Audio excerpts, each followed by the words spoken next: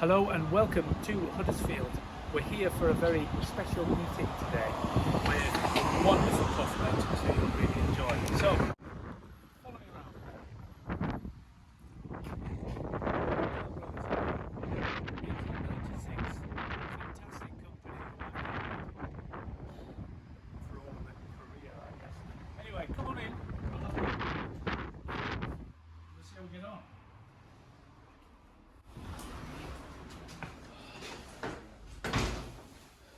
See if we can get somebody in here.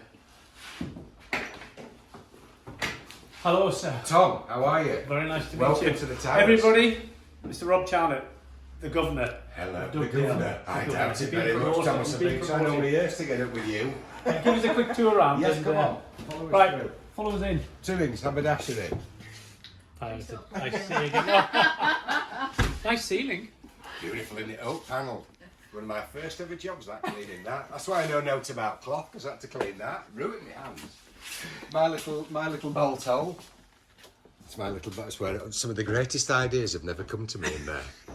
Hey, I keep looking at that rugby ball and thinking, what did I miss? I missed everything. Pattern room, which is a bit like the rest of my life, organised chaos. Yes. It's a lovely old building. Oh, it is. Got a gorgeous It's full of smell. it. Reeks of it. But you see, look at that cutting machine there.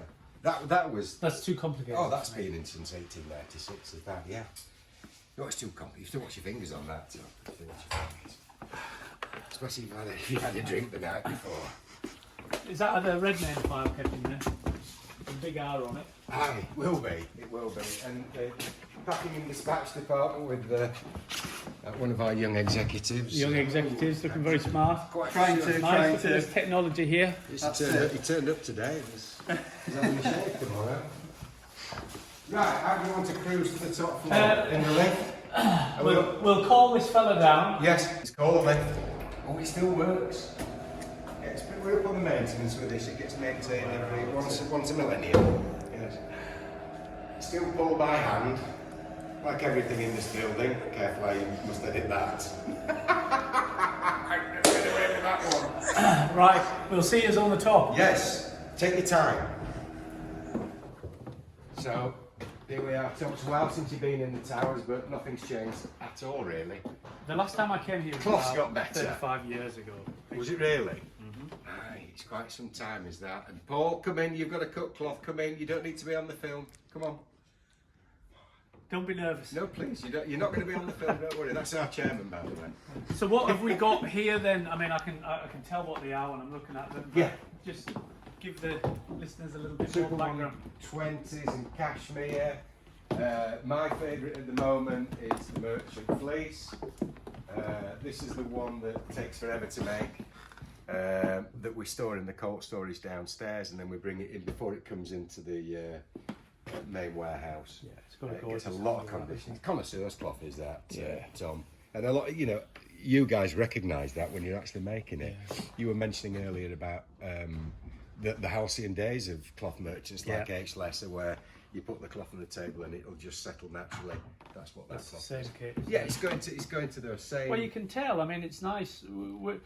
You could just tell when you flick a length of cloth out, come to lay it up, Yeah. and it just all falls beautifully. You know you're on nice the and wing. naturally. There's no tension. And it keeps in the coat makers happy and Yeah, tailors are happy. I think that's the problem when everything, if it gets rushed round, you can get too much tension in it. Not just through the processing, but even at the end when it's been inspected, when it's been rigged and rolled, you get tension in there, and you feel you can. Sometimes they've been in here and they've had static in them. Yeah. But now and I think this is something that we're going to adapt with all the collections. Is we're going to bring them in, just let them relax for a week or two. Well, And then before we rig and roll. how interesting that you talk about cloth like that. And when I've tried to describe this tailoring that we have, when people pad lapels and pad collars, of course, what they want to do is put loads and loads of pad stitches in, Yeah. and it's very admirable and it looks wonderful. And people say, "Look at all the work in it," and I go, "That's fine, but I don't want it like that.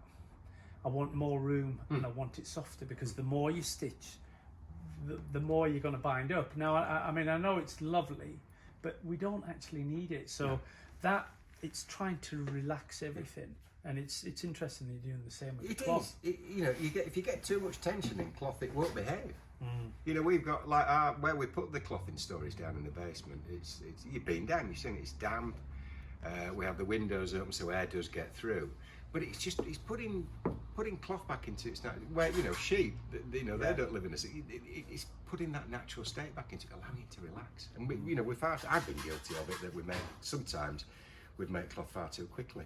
Yeah. And not allowed it to relax. And I think once you do, people can see that, and people are surprised. You know, we've had some fairly young, inexperienced people come through here, talking in your trade, and when we kind of show them what we do and the net effect of it against, you know, I've done an example for somebody with a tweed, where the tweed's come in, it's been a bit dry and a bit harsh, and it's been in the cellar.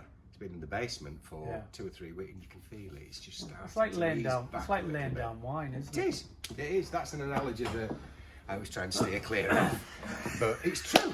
It's true. It just improves. The more you care for it, the more you'll get back from it. It's a bit like, you know, when somebody's choosing to have a bespoke suit at the level you're making it. There's a lot of care gone into it, and the customer gets that back from the suit, doesn't he? Or it's like it's an investment for life. Yeah. Really. No, you're absolutely bang on. And I think you put the two together. You put our cloth, or any cloth made in this town, with a combination of bespoke tailoring, you've got something that's absolutely perfect. It's beautiful, isn't it? It's a thing of beauty. There you are. We're going to walk around a little bit further in the building and we'll show you. So stay right there.